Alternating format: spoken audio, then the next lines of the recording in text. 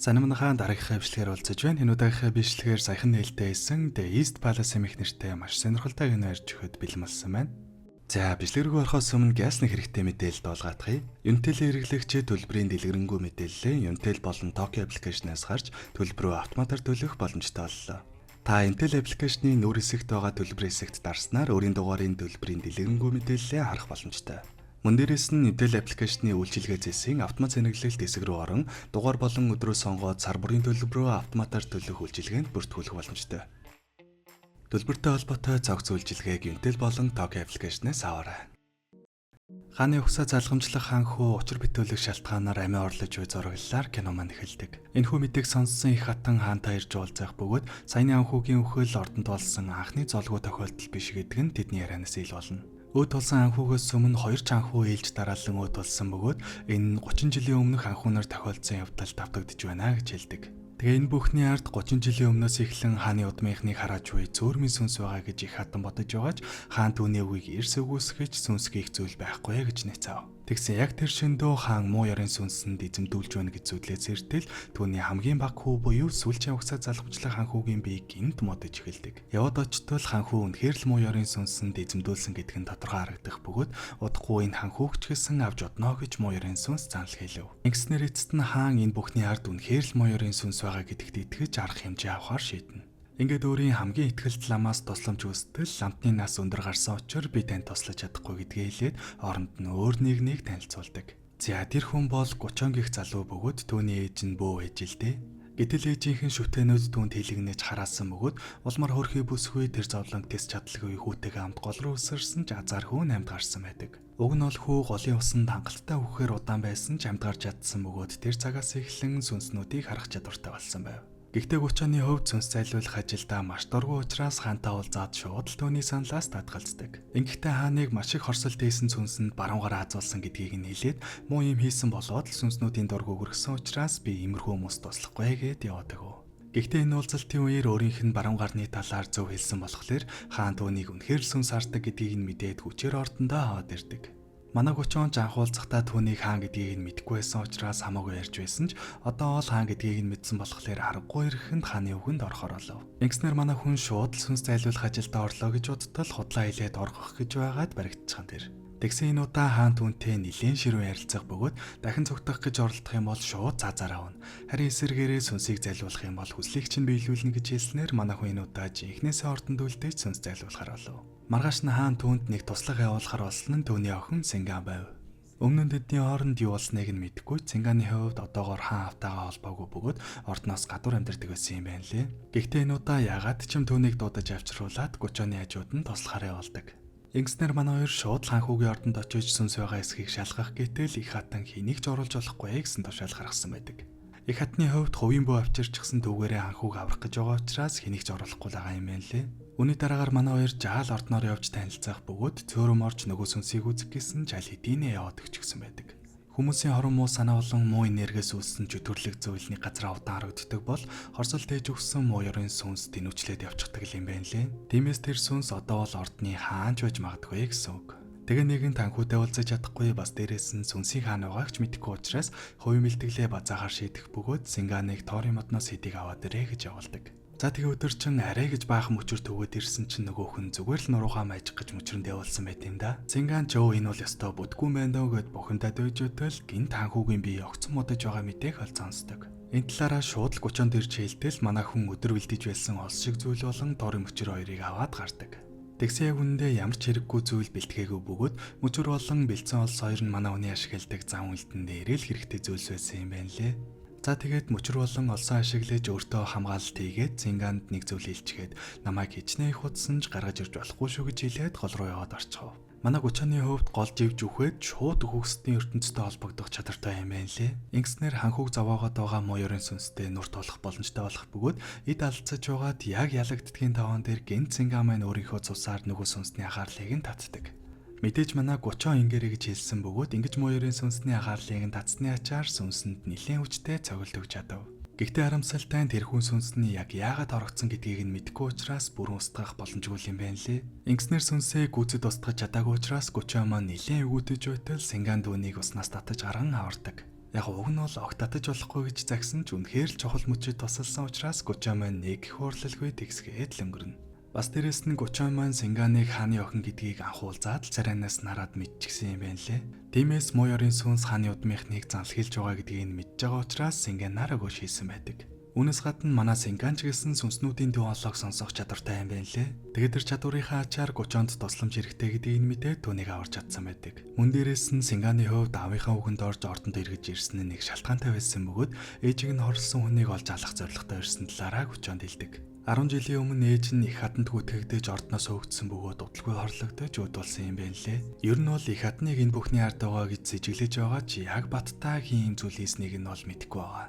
Гуччоны хувьд хааны тушаалаар ирж сүнс зайлуулах гэж байгаа ч энэ ажлыг хийх явцдаа хүссэн үсээгүй ордны нууцын талаар мэдэх учраас ер нь бол ордноос амьд гарах боломжгүй юм байна лээ. Тиймээс ээжийг минь хорлсон хүнийг олоход тусалах юм бол чамайг эндээс амьд гаргаж өгье гэж хэлтэл Гуччонч түүний саналыг зөвшөөрснөөр ингээд манай хоёр хөрхөө нууц хамтрал байгуулахар болов. Үүний дараагаар Синган маань 10 жилийн өмнө ордонд байх үедээ давсны агуулгаас гомдолтой сүнснүүдийн дуулааг сонссон талаараа хэлж манай хоёр тэрийг шалгаж байх явцдаа Гуччон маань гомгсоол гэх бяцхан чөтгөртөө даралддаг. Яг тэр чөтгөр нь айхтар хорон муу биш ч гэсэн хүнд аимшигтай зураглал харуулж айлгаад тэр хүнийхээ айцаар нь олдог чөтгөр юм байна лээ. Харин энэ хооронд их хатны авч ирсэн бүү ханхуг аврахаар хижээж байгаа ч харамсалтай нэг л ахиц гарахгүй хэвээрээ л байдаг. Дэмэс их хатан ханхууг удахгүй өгөж хааны удам тасарч магадгүй гэж бодоод өөр нэг дүүгийнхээ хүүхдийг угсаа залгамжлах ханхуу болгохоор шийддэг. Үүний дараагаар манай хоёр дахин нэг удаа ханхуутай уулзгаар ирсэн Жинудаач гэсэн ор чадалгүй боцов. Гэхдээ энэ үеэр Синган маань эмээгээ буюу хааны төрсөн ээжийг ордонд ирчихсэн явж байгааг нь олж хардаг. За хааны төрсөн ээж гарч ирсэндээ холбогдуулан 30 жилийн өмнө ордонд яг юу болсон бас их хатан болон хаан хоёр яагаад тийм харилцаа муутай байгаа талаар нь багахан мэдээлэл өгье. 30 жилийн өмнө яг одоогийнх шиг бүх ханхуунаар ээлж дараалсан золгүй байдлаар үүдүүлсэн бөгөөд одоогийн хаан ганцаараа л амьд үлдсэн юм байна лээ. Гэхдээ одоогийн хааны ээж нь харц гаралтай нэгэн байсан бөгөөд дорд гаралтай хүнгээд их хатан түүнд их л дургүй байж л дээ. Гэсэн ч харамсалтай нь бүх ханхуунаар үүдүүлсэн учраас аргагүй эрхэнд хаан болсон болохоор их хатан одоо хүртэл хаандаа дургүй ивэрээ л байгаа.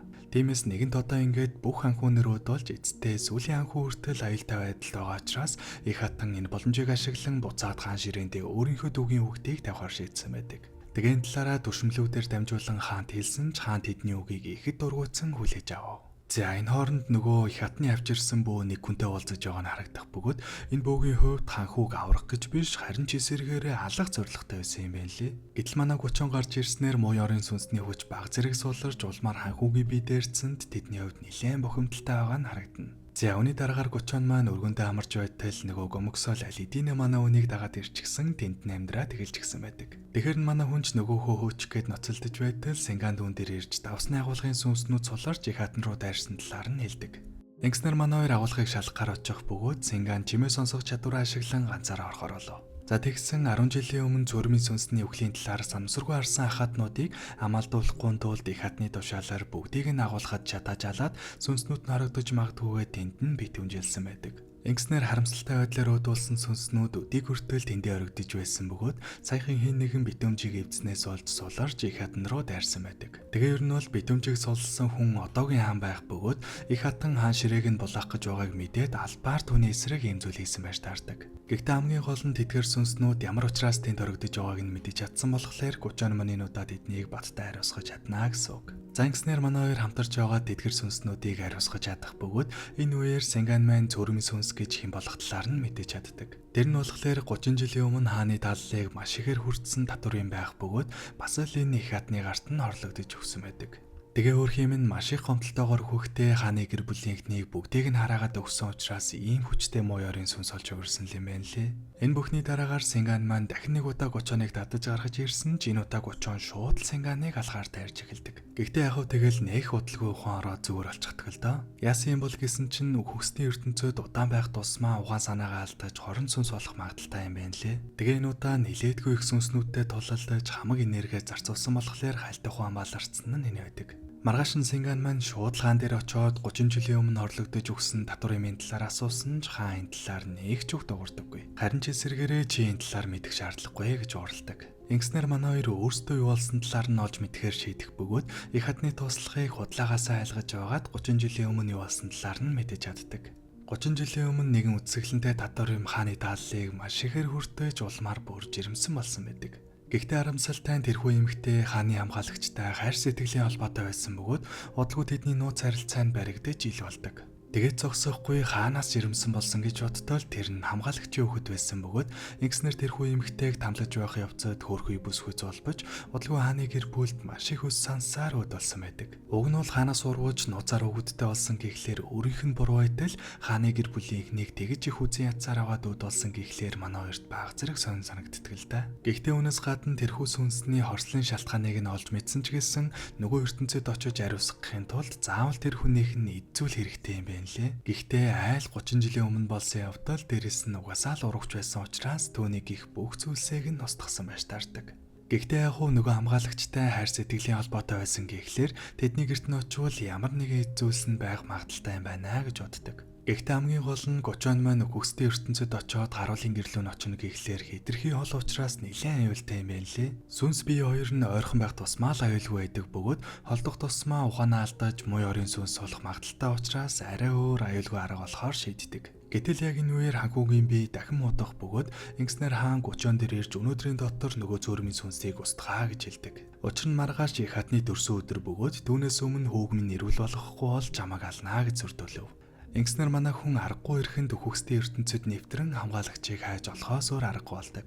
Уг нь явах гэж байгаагаа Синган хэлэхээр ирсэн ч байхгүйсэн болохоор түүний туслагт нь хэлжүүлтэйгээд ганцаараа явахаар болов. За тэгээ явсаар байгаад ямар тааш нөгөө харуулыг олж уулзтал нөгөөх нь муу орын сүнс олж уурсан байх бөгөөд ингэснээр шууд л түүнтэй тололтож эхэлдэг. Эхэндээ ч яг хуу нэлээд ажиг үзэлцэж байсан ч удалгүй дийлдэж яг эвгүүддгийн таван дээр гинт Синганы тусламж орж ирснээр эцэст нь харуулыг ариусгаж чадлаа. Тэгсэн яг үнэндээ хөөрхий эмэгтэй энэ харуултай хайр сэтгэлийн холбоотой байсан гэдг нь шаал худлаад өгөх байсан юм байна лээ. Их хатан оргуу осноос ийм дүүх цохоож энэ харуулаар хэлүүлээд хөөрхий эмэгтэйг илмэгдүүлж ороосон байж таардаг. Тиймээс энэ харуулч гэсэн ийм зүйл хийсэндээ гимшиж их хатан торсол тээсээр эцтэй өөр хиймэн муу орын сүнс болсон байдаг. Тэгээ хамгийн чухал нь тэрхүү эмэгтэйн удахгүй дөр хүүхдэд зориулж хийсэн цамц нь нэг модны дор хадгалаастай байгаа гэдгийг нь мэдэж авдаг. Ингэснээр ер нь бол тэр эмэгтэйн эд зүйлсийг олж чадсан болохоор эцэст нь түүнийг ариусгах боломжтой боллоо гэсэн үг. Уг нь ингээд бүх зүйл сайнаар дууслаа гэж бодтол 30 он маань биенээсээ хэтэрхий ол явчихсан учраас би рүүгээ хэрэгэд орж чаддаггүй. Тэгсэн Синган маань 30 оныг харсаар байгаа сурчсан юм уу ашийн шууд л 30 оныг дуурайгаад үхэгсдийн ертөнц рүү яваад орчихдаг. Яг угаасаа л үхэгсдийн ертөнцийн чимээ сонсож монцдог онцгой юм болохоор асуудал гарч байгаа л ахaltaй. За тэгээ явж очоод 31 олоод буцах гэсэн ч нөгөөх нь өөр нэг хорон сүнсэн товсдуулчихсан явж байхын тэр. Тэгсэн энэ үеэр нөгөө гомгсаал гарч ирээд манай хүн туслах гэсэн ч харамсалтай арай л оройтсан байдаг. Ингэснэр 30 он маань хорон сүнсэнд эзэмдүүлсэн байдалтай өөрийг нь хүчээрийн байдалд оруулсан хааныг алахаар явж зураглалаар киноны маань 3 дугаар анги дуустдаг. За кино маань нийтдээ 8 ангитай бөгөөд 3 парт олгоод гялс оруулаад дуусгачихъя гэж бодож байна. Тэгээ дараагийн партаа гялс үзхийг хүсэх юм бол 10,000 лайк өргөчих юм бол шууд оруулъя заяа. За тэгээ дараагийнхаа бичлэгээр уулзлаа. Тэр баяр таа.